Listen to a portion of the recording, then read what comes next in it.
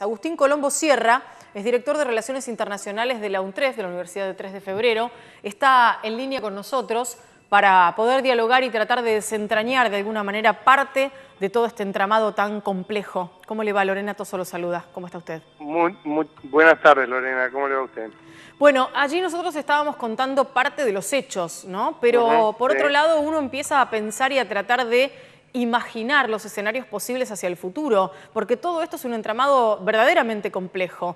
¿Cuál es la lectura que se hace desde los análisis internacionales a partir de los hechos del viernes y de las respuestas que llegaron durante el fin de semana?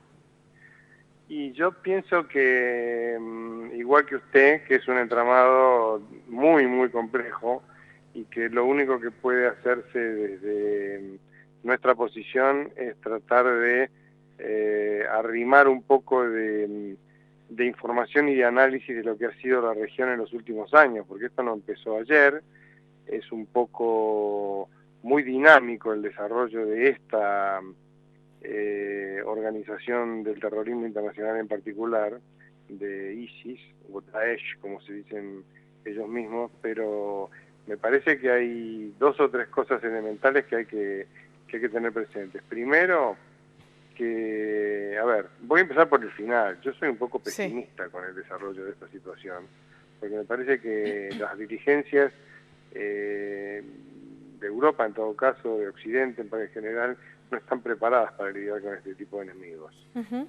Cometen una crueldad que para ellos es relativamente gratuita, que es atacan a la población civil, no atacan a un enemigo militar armado que está enfrente, atacan a cualquiera. Claro, que también es complejo de identificar en términos geográficos, ¿no? Porque no hay, más allá de estas dos ciudades, una en Siria y otra en Irán, digo, lugares específicos geográficos donde uno pueda encontrar a ese enemigo militarizado. Claro, bueno, a ver, un poco lo que decía usted recién, que yo escuchaba antes que me pasaran la palabra, que de hecho, hace unos 6 meses, 7 meses, cuando se dio dentro de las monstruosidades el degüello de algunos, eran un norteamericano y un inglés, o varios más, o de otros turcos también, o lo que fue más impresionante fue unos pilotos jordanos que habían tomado prisioneros y los ahogaron en una jaula, ¿se acuerdan? Dentro del agua en una jaula. Entonces digo, cuentan con el desarrollo tecnológico a favor, porque en la época de Genghis Khan tenían cosas horriblemente iguales o peores, pero nadie se enteraba, o se enteraban los que lo veían.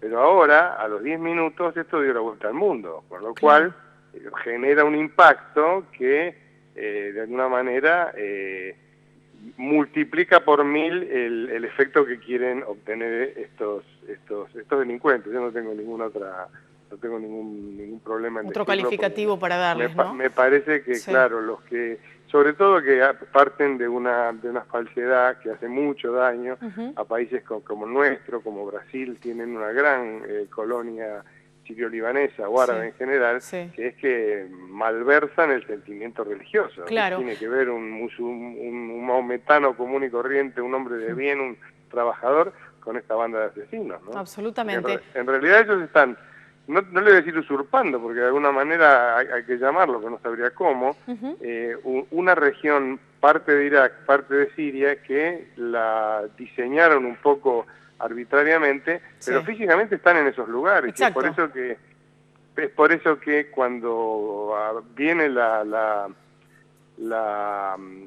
voluntad de venganza, no voy a hablar de lo anterior, vamos a hablar de los últimos días, que es esta cosa tan curiosa que se pongan de acuerdo Francia, Estados Unidos y Rusia. Rarísimo. Rusia, Unión Soviética, tenían un listado de mapas de su propia inteligencia, de sus propias Fuerzas Armadas, de en qué lugares estaban los más importantes recursos que tienen esta gente de ISIS, porque en algún lugar está en el comando, en algún lugar está el bandido que maneja el comercio internacional del petróleo. Exactamente. No se olvide que estamos en países que tienen petróleo y ISIS se ha convertido en un jugador fuerte en un mercado paralelo del petróleo, que es el mercado, Ahora, el contrabando ilegal.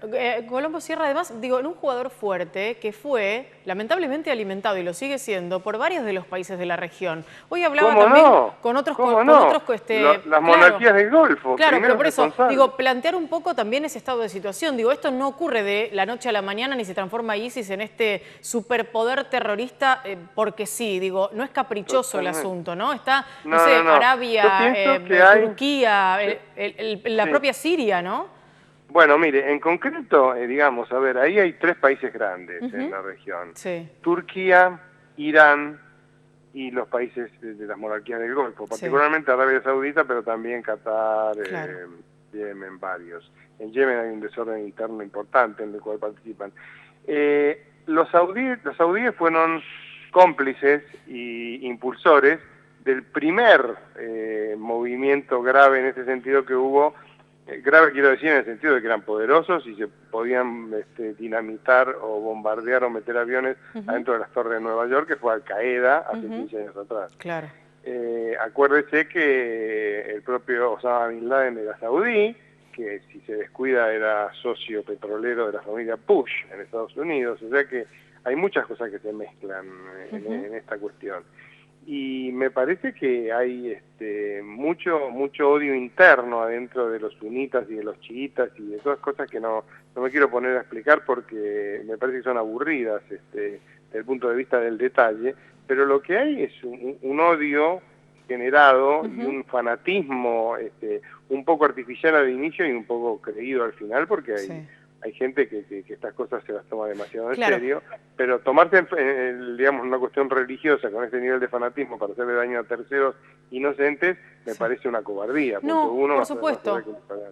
Pero por último, le quiero decir, para cerrar un poco, porque hace 60 años que ha pasado algo que es grave, o 70, que no tiene gravedad en sí, pero en los siguientes 20, 30 años se fue agravando, que es el hecho de que el Estado de Israel, luego de su creación, al siguiente enfrentamiento que hubo con los países de la región, Palestina quedó partida, Jordania quedó partida, no hubo una solución pacífica para el eje de todos los daños de los últimos 30, 40 años, que ha sido que el pueblo palestino vive en barracas y en carpas desde hace 45 años. Sin entonces, un estado uno geográfico reconocido, claro. Va cimentando el odio, va cimentando la discriminación, va cimentando las diferencias, y en eso también encontramos la culpa de los propios países occidentales que hace 150 años ocuparon la región, están recogiendo ahora en su lugar lo que sembraron en el Medio Oriente. Sí, lo que pasa es que además de, esto es una apreciación personal, digo, a lo mejor usted me corregirá en ese sentido, digo, pero digo, además de la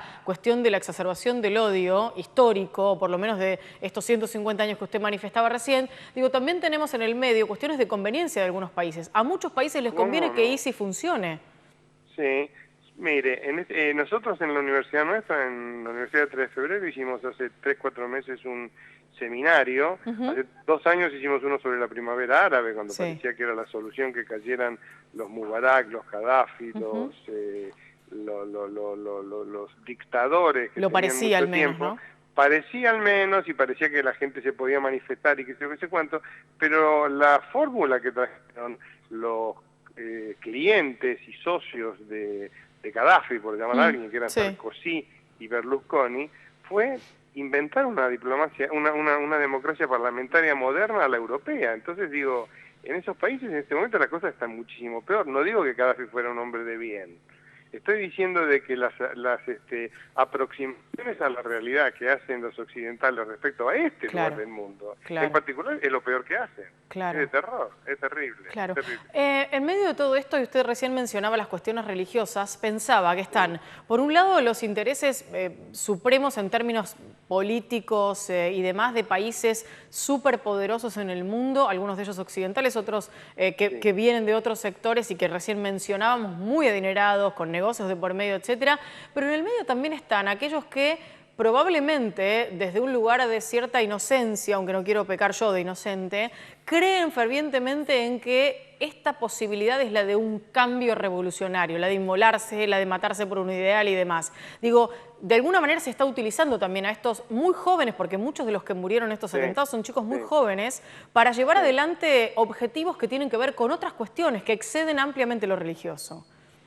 Sí, de hecho, digo, a ver, lo religioso, piense, veo que usted conoce la materia o ha estudiado no solamente esto, sino que sabe de qué estamos hablando. Acuérdese en el año 79 cuando cayó el Shah de Irán, en Irán. ¿Quién era el que estaba al frente de la revuelta? Un religioso, el Ayatollah Khomeini. Cuando a los países los sojuzgan o los son víctimas de totalitarismos y todo, recurren a cuestiones culturales y religiosas que no son necesariamente una definición política, pero son lo que tienen. Son lo que tienen. Y ahora, un poco más cercano, vamos, en comparación con el año 79, 10 años después, cuando se deshizo la Unión Soviética, que era otro espacio de autoritarismo y de represión, pero que estaba unido, había una unidad nacional. Lo que pasó en los siguientes 10 años era que los americanos le pagaron a los rebeldes de Afganistán para que atacaran al ejército ruso que estaba combatiendo en Afganistán, y al final se convirtieron en los talibanes, que fueron los enemigos que los atacaron en Estados Unidos además de en sus ratos de ocio de vender opio y matar a las mujeres que se sacan la capucha. Digo, a ver, no es una cosa simple para enfocarlas desde un solo lado, pero me parece que estamos en el peor de los mundos en este momento. Por eso me permito ser, y lo digo sinceramente, soy pesimista. Me parece lo decía en el inicio. Los países que tienen más poder son los que van a tener más responsabilidad. Absolutamente. Otros son los que van a quedar jorobados como se han pasado todos estos últimos 200 años. Muchísimas gracias por este rato de conversación, Lorena, por las explicaciones. un gusto hablar con usted. Un placer, y gracias por llamarme. Por favor, faltaba más. Muchísimas gracias. Hasta luego. Hasta luego. Bueno, allí un intento por empezar a desentrañar algunas de las cuestiones que tienen que ver con los terribles episodios ocurridos en París, pero todo lo que viene y todo lo que vendrá hacia adelante, porque las repercusiones después llegaron con más violencia, como les contábamos, por parte de los países occidentales que ahora se han unido para lo que es la respuesta militarizada, pero por supuesto esta historia lamentablemente no tiene final aquí, seguramente habrá próximos capítulos.